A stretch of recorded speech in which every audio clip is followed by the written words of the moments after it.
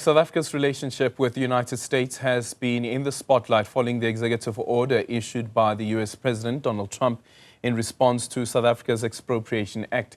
In an effort to clarify the country's foreign policy and domestic legislation, President Cyril Ramaphosa recently deployed envoys to engage with the international community. The move has been welcomed by the ANC Chief Whip in Parliament, Mdumiseni Ntuli, who now joins us to have this conversation further. Very good morning to you, Mdumiseni. Thank you so much for making time for us this morning. The envoy that was supposed to be appointed by the President, I just need clarity on this. Has the President already appointed them? Well, good morning, Aldrin, and good morning to the viewers at home. As far as I know, the President is yet to finalize the delegation that is going to visit the United States of America and other capitals in the world, because what the President said was that this disinformation about the Expropriation Act may very well have had a serious impact on the attitude of the new administration in the US, but it might also be a confusion in other parts of the world, especially in the nations that we relate with as South Africans, as South Africa in terms of our international relations and the trade relations. So we fully support the position adopted by the President. We believe that it's in the best interest of our country, for South Africans and for the South African government to reach out to the rest of the world and explain the correctness of the position adopted by the democratic state, because that position about the Expropriation Act has nothing to do with what the Solidarity and the AfriForum have sought to communicate to the rest of the world, including the United States of America. Yeah. How wide would this particular panel or envoy be, considering once again that even on the interpretation of the Expropriation Act here in South Africa, there are differing views around its interpretation, including one of the members of the GNU with the Democratic Alliance taking this matter to court. So is it clear as yet where the President will be pulling these individuals from? Well, I'm not sure whether the President is going to put together a team from the government, or it will be a combination of government and other South Africans who may not necessarily be part of the government of national unity. But whatever the composition of the team, we are convinced that that team would be a team made up of capable men and women who understand where we're coming from as a country. Because as we usually say as the ANC, South Africa is a country under construction. We are dealing with the legals of colonialism and apartheid. And some of the legal interventions that are done by parliament and government are nowhere intended to undermine any of the racial groups in our country, but designed to ensure that we address the perennial problem of the continuing legacy of colonialism and apartheid, which defines itself, unfortunately, according to racial lines, because of how, in the first place, it was conceptualized. So we believe that the President will send a team that will be befitting in terms of his responsibility to engage with the US and other governments in the world. Yeah. Then within the government of national unity, does it make that particular job much difficult, considering that you have the DA that is at least they're taking this matter to court now with regards to the Expropriation Act and arguing that it is unconstitutional, including procedural issues that they're dealing with, not so much around the ideological perspective around this. Does it make that job a bit more difficult? On one end, of course, you have the AfriForum as well as Solidarity. They are narrowing it down to Afrikaner and Afrikaner farmers being targeted, whereas the Democratic Alliance is speaking quite broadly around the protection of property rights. Well, you see, Aldrin, we have briefly looked at the court papers filed by the Democratic Alliance to the High Court here in the Western Cape. And essentially, at the heart of their contention is that the work that was procedural processes which were expected to be followed by the National Council of Provinces, among other things, were not, in their own view, sufficiently handled in terms of the public consultation and the mandate that the NCOP members are supposed to receive from their various provinces. So that issue, we believe that the court is going to clarify that.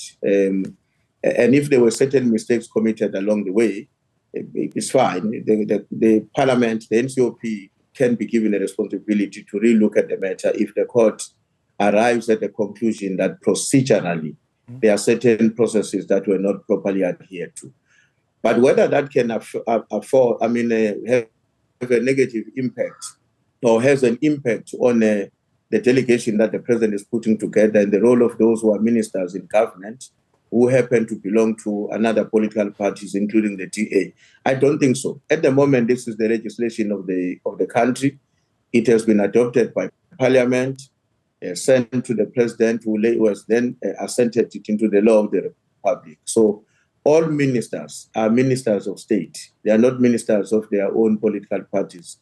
So in the first place, they are accountable to the president and they are accountable to the Republic of South Africa. When they were sworn in, they made a commitment that they are going to be to abide by the Constitution of the Republic as well as the law of the Republic of South Africa. So it's neither here nor there. If the president decides that among his delegation is going to be some of the ministers who happen to be members of the TA, we don't think those ministers will go anywhere in the world and distort an official position of the country as representatives of the country sent by the President of the Republic of South Africa. So we are not very concerned about the composition of the delegation. What we are happy about is the fact that the President is going to send a team of emissaries that must go around the world, including in the US, to demystify this notion that this is just about land grab and South Africa is now embarking on a process that is reckless and is going to heighten racial tensions in the Republic of South Africa. Because that is not the case. That has been a propaganda in the campaign.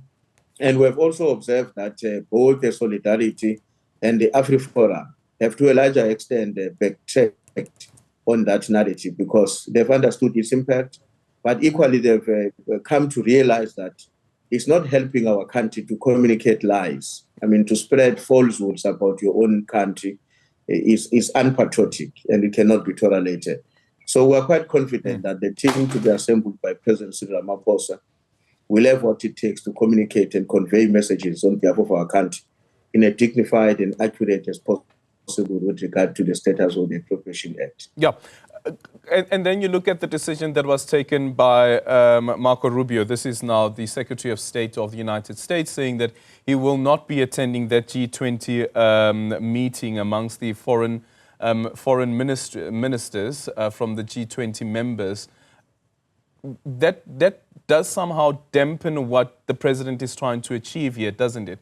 That you have Marco Rubio, who's representing the United States, or was supposed to be representing the United States in this meeting that will be taking place this week, not being part of that meeting, also considering that the G20 presidency after South Africa's presidency will be handed over to the United States.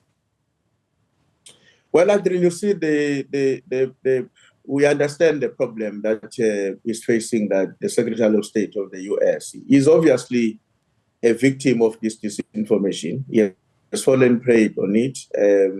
And we think that even if he doesn't attend any of the meetings that are going to take place in the near future, with time, because of the correctness of the position we've adopted on this Expropriation Act, we are quite convinced that he and others like him will come to realize that what they adopted as a position, a posture and an attitude towards South Africa was ill-informed.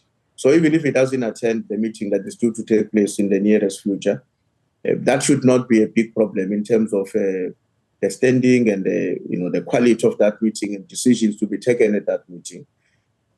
Because in any case, we know as a matter of fact that this law is correct, and they will come to realize this as and when the engagement continues to take place between the delegation the president is going to assemble with their own government. Does the ANC believe that there's something else at play here as well? And I do understand what you say about Marco Rubio being a victim of misinformation or disinformation. But this is the United States that we are speaking about. We know that they have intelligence and ability to gather data and also to comb through the data so that they get an understanding of what is actually happening. So do you believe, as the ANC, that there is something else at play here outside of this ongoing a quote that has been referenced by by the President of the United States of the very, very bad things that are happening to a certain class of people in the country?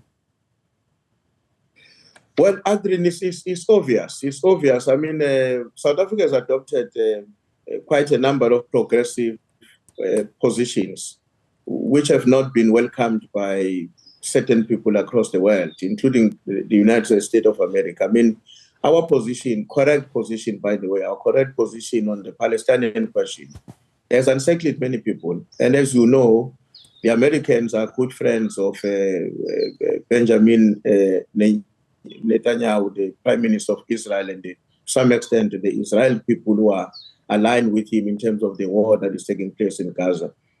We knew right from the beginning that when you take a firm position like that, you take the matter to the International Court of Justice and you lead a campaign as we've done, both as well as in government. There would be consequences in one way or the other because your enemies, those who are opposed to you, they may not be your enemies, but your opponents are not going to sit back and keep quiet.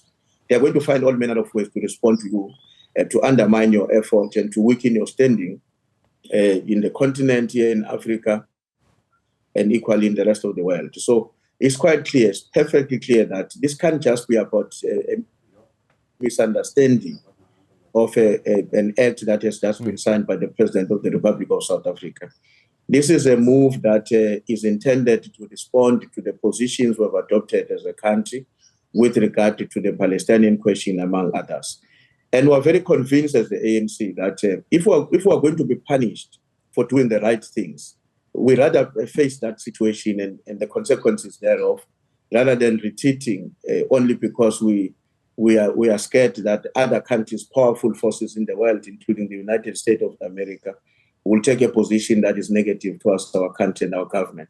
But in any case, we know that many people in America will not share this kind of a position that is advanced by Donald Trump and his government. It's not necessarily a position of the Americans. We have a relationship with many people in America, including in the Republican itself, which dates back for decades.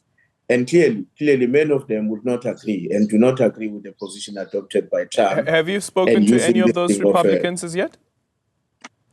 Well, not from the point of view of the ANC caucus in Parliament, but I know that the International Relations Subcommittee of the NEC, led by the DSG and our Minister of Foreign Affairs, are in discussion with many people, including those who are in the Republican, to clarify that this position adopted by Trump is not about this act. We believe that it has to do with the positions we've adopted on matters such as the Palestinian question. Let me then ask you from South Africa's government's position. Do you believe that there should be more done in terms of communication and explanation around some of these policies that are essentially being used, as some has argued, and I think the guys from Orania was agreeing to this as well, as a pawn in a geopolitical battle that is actually playing out? Where is GCIS in explaining what is currently happening to counter all of the misinformation and the disinformation? I find GCIS's voice quite silent, considering that you have this geopolitical battle that is playing out with the misinformation and disinformation that continues to spread every single day. Aldrin, that has been a major concern for us, even as we're preparing for the elections last year and the year before last. You may recall that a narrative was percolated in the country about South Africa that has been worse since 1994. And we were very concerned that the government communication system did not display the required capacity to respond to this narrative. Not to defend the ANC as a governing party, but to state the facts about South Africa. Where do we come from 1994, and where mistakes were committed, what kind of mistakes, and what is it that government is doing to rectify those mistakes. So I agree with you. The concern about the capacity of our government communication, to lead an unrelenting campaign to inform the public about the positions of government and the rest of the world, leaves so much to be desired. It has to be revisited. We've raised the matter with the president on many occasions, including with the relevant minister, that It can't be that as government we are unable, in a very convincing and capable way, to state our position and sustain the narrative in public about the correctness of the policy position taken by the democratic state. So it has to be revisited. Of course, in this case, we may not necessarily entirely blame them, because this is less about it's less about lack of information or misunderstanding. It's an ideological position adopted by the president of the USA that is going to act in a way that advances a particular agenda, because in his own view, we deserve to be punished for certain positions we've adopted as a country. But that GCIS has got to strengthen its capacity to communicate on behalf of our people in a democratic state. I agree with you. Yeah, that's an agent to want the government to do. If anything, for instance, GCIS, when it comes to countering this argument that white Afrikaner farmers are being targeted in the country, there are stats. They can get the SEP stats and share the SEP stats with every person in this country and even beyond. But thank you so much for making time for us. Mdumiseni Ntuli is the ANC chief whip there, speaking to us about the special envoy that is set to be appointed by the president to go and explain South Africa's domestic legislation and also our foreign policy to various countries, including the United States.